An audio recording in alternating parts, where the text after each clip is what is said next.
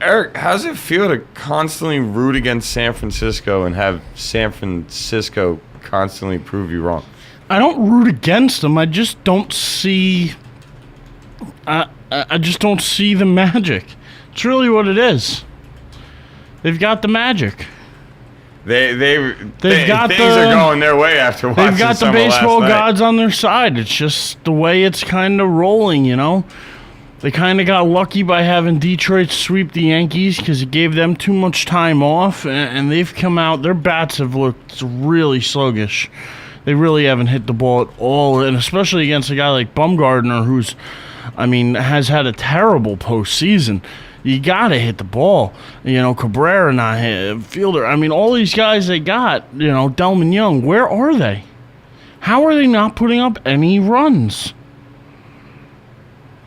Hey, you know what? To be honest with you, the only thing I can think of is that whole rust factor. That's really the only thing I can think of, is because when you really look at it, they have all the talent they need.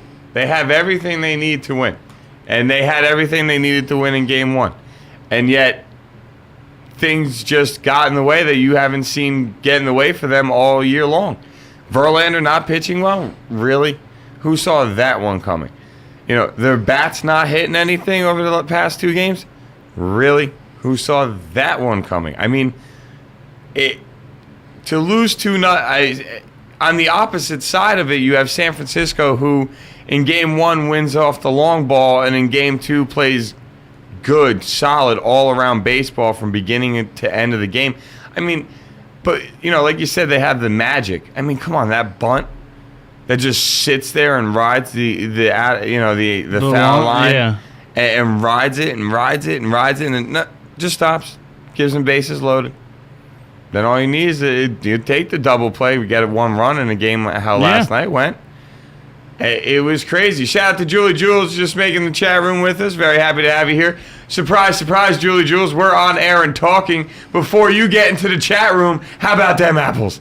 Anyway, so, I look at, I watch these two teams play each other, and all I can think to myself is that this is going exactly the way history has been written over the past, 8, 9 World Series, or, we touched on it. This is the 4th time that one team is swept and another team went to 7 games, and each time the team that won 7 games won it.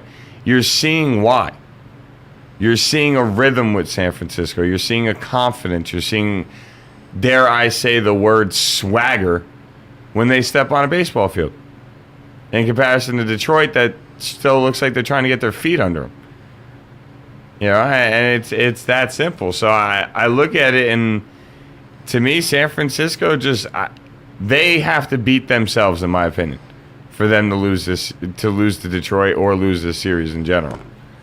So now when you look at last night's win, the Giants pretty much are continuing to put this team in the history books. You already had the 0-2 comeback against Cincinnati in round 1. The 3-1 comeback against St. Louis in round 2. Pablo Sandoval joining a group of only 3 other men. Actually, it's only 2 other men. Just one of them happened to do it twice. It's 3. It's Reggie Jackson, Babe Ruth, and Albert Pujols. All 3 of them did it. Albert Pujols. I'm sorry, I thought Ruth did it twice. Ruth did do it twice. Yeah. Yeah, My bad. No. I forgot about Pujols. But then, so you have Pablo Sandoval join that group yesterday. And then last night, what happens, but you have Madison Bumgarner come out and become only the 3rd pitcher since 1950 to go 7 innings and give up only 2 hits with 8 strikeouts. The only other 2 pitchers to do that are Tom Glavine and Andy Pettitte. So they are continuing to join these groups of very, very great Major League Baseball players while continuing to win games. It's unbelievable to me what this team is doing this postseason. It's just amazing.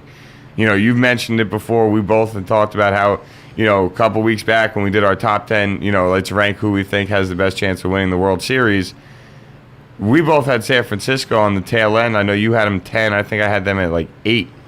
With how Lincecum was pitching, you're like, I just don't see this team doing what they need to do to get there. And here we are up 2-0 in the World Series. I mean, I didn't get the stat last night, and I'm sure if I take more than, a couple minutes to look for it, I can find it. What's that? How many teams go up 2-0 in the World Series and win? I can't fathom not many teams go up 2-0 and lose the World Series. I can't fathom that being a high number. No, there's been 11 times since I actually did post that stat yesterday on the fan page, I believe. So I'm about to check that out because I believe it's happened only 11 times in baseball history has a team come back from down 0-2 in the World Series and won. I actually think I remember seeing that post on the Sports Zone fan page, ladies and gentlemen, facebook.com/Sports Zone on Club Zone. Please go like it if you already haven't. But either which way, look, all I know is when you watch these two teams play, you're seeing completely different results on the field. Now, the one stat I did get when it came down to a 2-0 lead, I know since 1997, every team that has taken a 2-0 lead in the World Series has gone on to win it.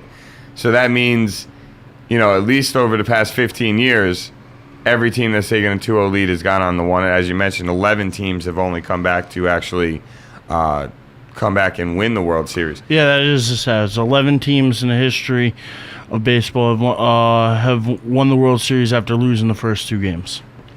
So, all I know, Doug Fister last night, pretty disappointing, but nothing terrible. All right, I mean, let's be serious here. 6 innings, gave up 4 hits, had 3 strikeouts, and only 1 earned run. That's really, if the Detroit lineup was hitting the way that people have been used to watching them hit, am I right or wrong that his performance could have gotten him the win last night?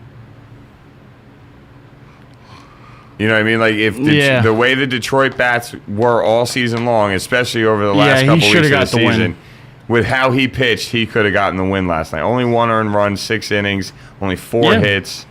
I mean, and it was a 2-0 ball game. It wasn't like, the Giants outscored them 10-0. It was a blowout. It was a close game. It was a game where the Giants just hit a tiny bit more than the Tigers, who haven't hit at all. They haven't hit a lick. You know who they remind me of? The Yankees. You went into the series expecting one thing, and now you're getting something else. But I really feel like the rust that you're seeing Detroit in, and the way you're seeing Detroit play, you can tell that the long layoff hurt them. And you can tell that going 7 games is helping San Francisco. And it's not crazy. It's not weird. It's the reality of the situation. You're seeing, like I said before, 2 different guys in the first 2 games of this World Series with San Francisco has joined the ranks of Major League Baseball history in 2 games. Pablo Sandoval in Game 1, and then you have Bumgarner in Game 2. Both guys doing things that haven't been done, or if they have been done, it's so rarely that it's done that it's amazing that they did it. And it's pretty impressive in my opinion. So Game 3 and Game 4 are Saturday and Sunday. So I guess the real question is, to wrap up this conversation, do we get back to San Francisco? Because I know Game 5 will also be in Detroit, but do we get back to San Francisco? Unless they run 2-2-1-1-1. I say yes because I still got Detroit in 6. I got to stick by my pick. So you believe Detroit's can win 4 in a row? I got to believe at some point their bats are going to wake up. They're too good not to. But then again, I said that about the Yankees, so I could be dead wrong, but I just look at their lineup, and it's too good not to hit at all. And all they got to do is hit a little bit, and they're going to be in a lot of games with this team. So going home, maybe they can get on a little home roll here. I'm still taking my pick, Detroit.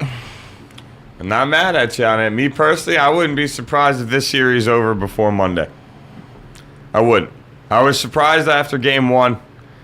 I was surprised with how San Francisco won Game 2, even though I felt they were going to win Game 2. But I was extremely surprised with how Game 1 went. And I think at this point, doubting San Francisco and the level that they're playing on right now is just wrong.